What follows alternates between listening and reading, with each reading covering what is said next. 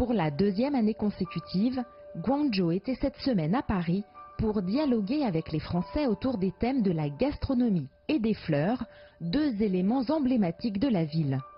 Devant un parterre d'officiels de la province et d'invités prestigieux, le premier temps de la soirée était consacré à une présentation de la ville et de sa cuisine renommée dans le monde entier, faisant de la gastronomie le porte-parole de la conversation engagée par Guangzhou avec le reste du monde.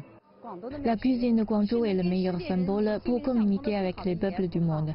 Parce que la cuisine de Guangzhou comporte trois éléments très importants. Le premier, c'est sa fraîcheur. Le deuxième, c'est la santé et le bien-être. Le troisième, c'est que la cuisine de Guangzhou accorde une attention particulière à l'art, ce qui convient aux médias. Les peuples du monde sont liés par le même intérêt pour la santé, le bien-être et la beauté. C'est cohérent. Ainsi, à travers ces trois symboles, la cuisine de Guangzhou est le meilleur système linguistique pour les échanges avec les habitants du monde.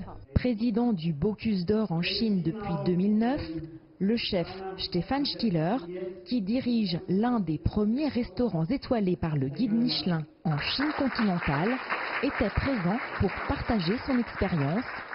Pour lui, la cuisine cantonaise est tout simplement un art.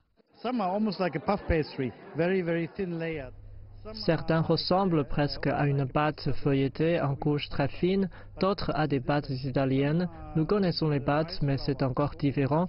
D'autres sont à la farine de riz presque translucide, donc très très mince. Quand vous voyez un xiaolongbao à la shanghaïenne, qui est aussi un dim sum, le rapport entre la farce et l'épaisseur de la pâte, c'est vraiment de l'art. C'est très très compliqué. J'ai essayé et j'ai échoué à plusieurs reprises. Après les discours, la dégustation, en présence de chefs, a permis aux invités de se délecter de quelques spécialités cantonaises, un moment de convivialité partagée autour d'un délicieux petit morceau de la ville de Guangzhou. Je trouve que c'est très sympa la soirée. En fait, ils sont bien présentés. Guangzhou, on fait le culturel. Après, le plus important, en fait, ils sont présentés la cuisine. Comparer la cuisine entre Guangzhou et Paris. En fait, il y a plusieurs choses qui sont similaires entre ces deux villes.